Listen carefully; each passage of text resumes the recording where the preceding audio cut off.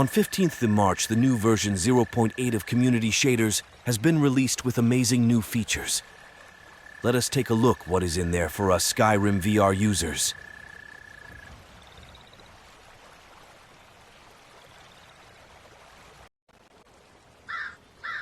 A new shader for dynamic cube maps, which is needed to enable the reflection of objects.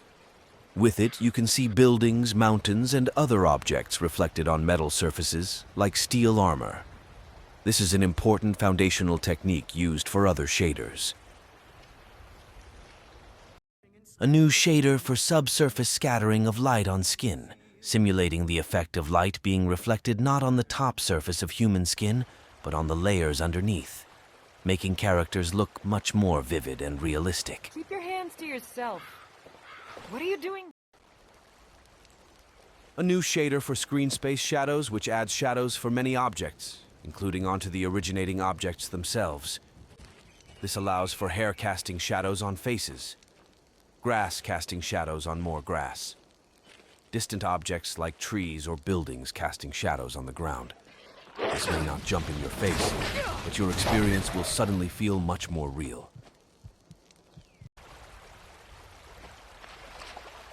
A new shader for water caustics, which is an effect everyone has seen on water in nature. It simulates refraction of light and creates a wonderful subtle effect. Water now looks even more realistic and can be noticed much better in some shallow areas.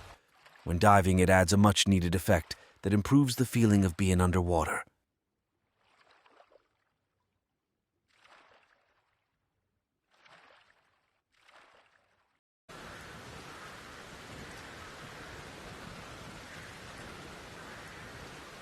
A completely new shader for wetness effects, featuring wet surfaces that reflect light sources and other objects, distant puddles that fill and dry out over time, water ripples on wet surfaces and puddles, and a fast travel system that considers those effects in a realistic way.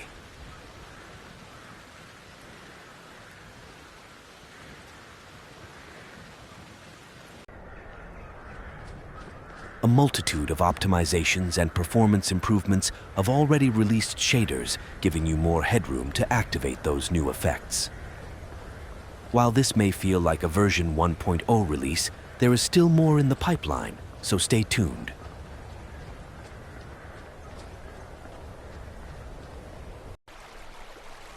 Remember to download all the mods linked on the Community Shaders main mod. And note, there are new ones to be downloaded with this release. Remember to erase your shader cache by clearing your overwrite directory in Mod Organizer 2. And don't forget to endorse the mods to show your appreciation.